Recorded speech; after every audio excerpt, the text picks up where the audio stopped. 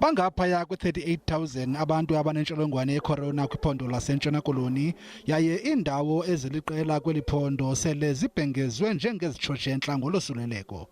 Inkulu-baphathiswa umnumzana Alan Winde uthi kuza kufuneka kusetyenziswe le migqaliselo ka-level 3 ye-lockdown ukuxhobisa icandelo lezempilo. People must be outdoors, small and outdoors. We still advocate that, but of course not happy that you can't do that on our beaches and our parks. But please, exactly the same applies. We don't want people congesting inside buildings. Please, we've got to make sure that we are utilizing the next 14 days to flatten the curve. Izibhedlele zaseKapa sithetha nje zigcwele ziyaphuphuma ngabantu zikumyinge we-103% womthamo.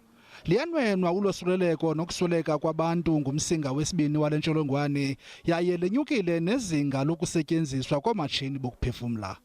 Our hospitalizations, which is the blue line, and then the oxygen use.